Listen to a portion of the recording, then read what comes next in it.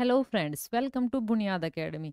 पिछली क्लास में हमने ये समझ लिया था कि कोऑर्डिनेशन कंपाउंड एक्चुअल में होते क्या हैं। कोऑर्डिनेशन केमिस्ट्री हमने स्टार्ट किया था चैप्टर अपना, और उसमें हमने देखा था इंट्रोडक्शन सिर्फ देखा था, और उसमें हमने इतना तो समझ में आ गया था हमारे कि कोऑर्डिनेशन कंपाउंड एक्चुअली में हम किसे बोलते हैं, और इस चैप्टर में हम कौन कौन सी इंपॉर्टेंट टर्म हम यूज करने वाले हैं। देखिए, इस चैप्टर को आगे बढ़ाने से पहले आज हम ऐसा टॉपिक देखेंगे जिसमें अक्सर हमें कन्फ्यूजन होता रहता है। किस किस में हम दो चीज़ों में डिफरेंस करेंगे कि कोऑर्डिनेशन कंपाउंड और डबल सॉल्ट में क्या डिफरेंस होता है। ये बच्चों का बड़ा ही कन्फ्यूजन करने वाला होता है ये, कि बच्चे इनमें कंफ्यूज हो जाते हैं, वो डबल सोल्ट को भी कोऑर्डिनेशन कंपाउंड मानने लग जाते हैं। तो आइए, एक छोटा सा टॉपिक है, इंपॉर्टेंट टॉपिक है, तो इसमें हम आज अपना कंफ्यूजन दूर करेंगे कि कोऑर्डिनेशन कंपाउंड और डबल सोल्ट कैसे डिफरेंट होते हैं, कैसे अलग होते हैं, एक्चुअल में ये होते क्या हैं। ठीक है, तो देखिए कि आज हम पढ़ेंगे इसमें डिफरेंस। तो हम स्टार्ट करते हैं। डिफरेंस पढ़ेंगे तो दो पार्ट में डिवाइड कर लिया है, एक साइड हमने लिख ली डबल सोल्ट और एक साइड हम क्या लेके चलेंगे, कोऑर्डिनेशन कंपाउंड, तभी तो डिफरेंस समझ में आएगा। साथ साथ हम कंपैरिजन करते हुए चलेंगे। तो देखिए, फर्स्ट डिफरेंस क्या होता है, जो कोऑर्डिनेशन अपने कंपाउंड होते हैं, एक सेकेंड, जो डबल सोल्ट होते हैं ना, वो एग्जिस्ट इन सॉलिड स्टेट। जो डबल सोल्ट होंगे वो किस में एग्जिस्ट करते हैं, अपने एक्वा सॉलिड स्टेट में वो क्या करते हैं, जनरली एग्जिस्ट करते हैं, और वो साथ में loss their identity in aqueous solution. देखिए, हमें पता है कोई भी अगर अपने पास कंपाउंड है, जनरली अगर हम उसमें वाटर डाल दें, उसको हम वाटर में डिजोल्व करें, तो हमें एक बात समझ में आती है, अपने वो आयंस में क्या हो जाना चाहिए, ब्रेक डाउन हो जाना चाहिए। ठीक है, लेकिन जो डबल सोल्ट होते हैं ना, वो क्या करते हैं, वो यही प्रॉपर्टी शो करते हैं, वो सॉलिड स्टेट में एग्जिस्ट करेंगे, साथ में वो अपनी आइडेंटिटी, जो उनकी प्रॉपर्टी जो होती है, वो खुद की जो आइडेंटिटी होती है, एक पहचान जो होती है, उसको वो लॉस कर देते हैं इन एक्वस सॉल्यूशन। अगर हम उनको वाटर में क्या करें, डिजोल्व करें, किसकी बात कर रहे हैं, याद रखना डबल सोल्ट की। फॉर एग्जाम्पल, मान लो ये कैरनाइल सोल्ट है, ये हमने क्या कर लिया, एक ले लिया KCl MgSO4 6 वाटर मॉलिक्यूल इसमें है, इसको हमने डिजोल्व किया aqueous solution. Aqueous solution means हमने इसमें साथ साथ नोट्स बनाते हुए चलना है। किस में डिजोल्व करेंगे हम इसको, वाटर में क्या करें, अगर डिजोल्व करें तो होगा क्या, यहाँ पर क्या रिलीज होगा, पोटासियम, यहाँ पर क्लोराइन आयन, यहाँ पर मैग्नीशियम आयन, यहाँ पर सल्फेट आयन, और यहाँ पर क्या रिलीज हो जाएगा, वाटर। तो सभी में हम प्लस लगा लेते हैं। ये सभी आयन्स हमें क्या मिलेंगे, देखने को मिलेंगे। मींस यहाँ जो थे ना, वो अपने आइडेंटिटी लॉस नहीं करते, जैसा पोटेशियम ये था वैसा ही पोटेशियम ये हमें आयंस के रूप में दे देता है, अपनी आइडेंटिटी को क्या कर देता है, ये लॉस कर देता है।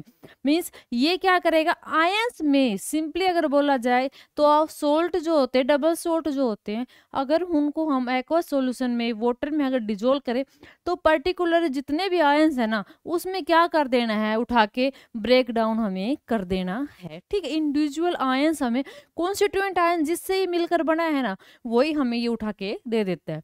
अगर बात करें हम कोऑर्डिनेशन कंपाउंड की, तो देखिए कोऑर्डिनेशन कंपाउंड भी exist in solid state. Solid state में ये भी क्या करते हैं, एग्जिस्ट करते हैं, and does not lose their identity in aqueous solution. ये तो क्या कर रहे थे, अपनी आइडेंटिटी पर्टिकुलरली, मतलब आयंस में डिजोल्व हो रहे थे, आयंस में डिसोसिएट हो रहे थे। ये कंप्लीटली आयंस में डिसोसिएट नहीं होते हैं, ये अपनी आइडेंटिटी पूरी तरीके से कंप्लीटली अपनी आइडेंटिटी क्या नहीं करते हैं, ये लॉस नहीं करते हैं। ठीक है, जैसे फॉर एग्जांपल की अगर हम बात करें, हमने ले लिया एक कोऑर्डिनेशन कंपाउंड उठा लिया, कौन सा, CuNH36Cl2, ये कोऑर्डिनेशन कंपाउंड हमने उठा लिया। इसको जब हमने एक्वस सॉल्यूशन में डाला, मींस जब हमने इसकी रिएक्शन वाटर के साथ करवाई, वाटर में इसको जब हमने डिजोल्व किया, तो हुआ क्या, इतना जो पार्ट है ना, वो एज इट इज रह गया, ये रह गया, देखो। और क्लोरीन जो है, क्लोरीन आयन हमें अलग मिल गया।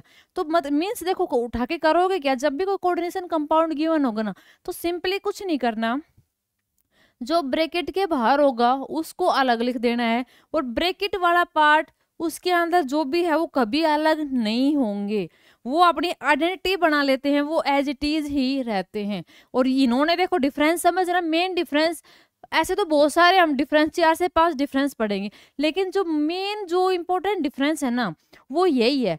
ये सारे अपने आयंस में ब्रेक डाउन हो गए, जितने भी आयंस से मिलकर बने थे ना कॉन्स्टिट्यूएंट आयंस, उसमें ये ब्रेक डाउन हो जाते हैं। लेकिन कोऑर्डिनेशन कंपाउंड्स नहीं होते, ब्रैकेट वाला हिस्सा एज इट इज रहता है, रिटेन्स रहता है, मीन्स अपनी आइडेंटिटी ये लॉस पूरी तरीके से कंप्लीटली अपनी आइडेंटिटी ये लॉस नहीं करते। ब्रैकेट के बाहर जो भी होगा, यहाँ पर क्लोरीन है, ब्रोमीन हो सकता है, सल्फेट हो सकता है, वो सारे क्या हो जाएंगे, अलग हो जाएंगे। ठीक है, तो आई होप आपको ये फर्स्ट जो डिफरेंस है ना डबल सोल्ट में और कोऑर्डिनेशन में समझ में आया होगा क्या, कि डबल सोल्ट जो होते हैं एक्वस सॉल्यूशन में कंप्लीटली डिसोसिएट हो जाते हैं, कॉन्स्टिट्यूएंट आयंस अपने मिल जाते हैं, अपनी आइडेंटिटी लॉस कर देते हैं।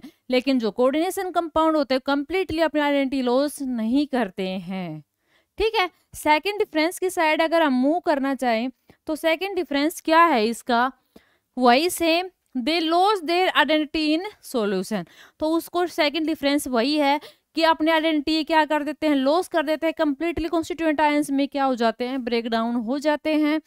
कोऑर्डिनेशन कंपाउंड क्या है, they do not lose their identity in solution, ये सॉल्यूशन में कंप्लीटली तरीके से अपनी आइडेंटिटी लॉस नहीं करते हैं, ये एक आइडेंटिटी बना लेते हैं। जो ब्रैकेट वाला जो हिस्सा होगा कोऑर्डिनेशन कंपाउंड में वो अपना एज इट इज रहता है, वो ब्रेक डाउन नहीं होता है। अगर थर्ड की हम बात करें तो properties of double salt is same as that of constituent ions, means क्या कहना चाह रहा है, देखो इधर जो कॉन्स्टिट्यूएंट्स आए हैं ना उनकी प्रॉपर्टी सेम रहेगी, क्योंकि यहाँ पर भी पोटासियम था, यहाँ पर भी as it is potassium ion है, यहाँ पर भी क्लोरीन आयन था, यहाँ पर भी क्या आ गया, chlorine ion as it is अपना आ गया। मीन्स जो कॉन्स्टिट्यूएंट आयन से मिलकर बना था ना double salt as it is वो हमें मिल जाते हैं, मीन्स उनकी प्रॉपर्टी क्या होती है, सेम रहती है।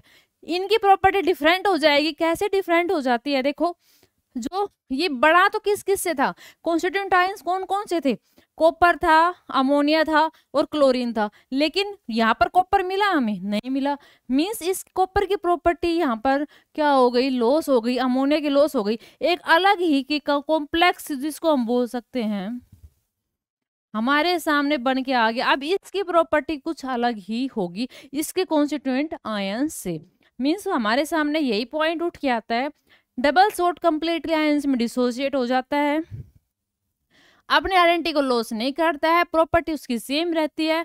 कोऑर्डिनेशन कंपाउंड क्या कर देता है, अपने आइडेंटिटी को लॉस कर देता है, ठीक, does not lose their identity in solution.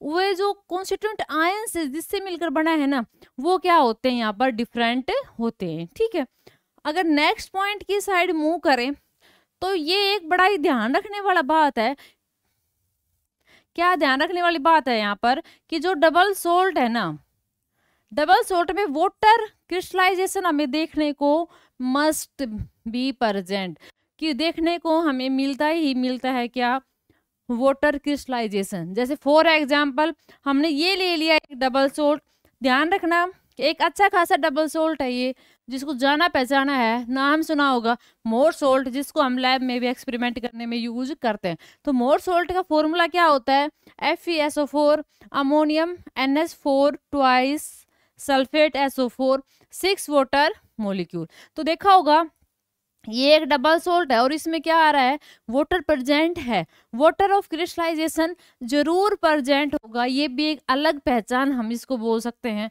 Double salt की। लेकिन जो कोऑर्डिनेशन कंपाउंड है ना इसमें कोई जरूरी नहीं है कि हर एक जो ईच कोऑर्डिनेशन कंपाउंड है उसमें प्रेजेंट हो, ठीक है, इसमें प्रेजेंट नहीं भी हो सकता, तो मे और मे नॉट बी प्रेजेंट क्या, वाटर ऑफ क्रिस्टलाइजेशन।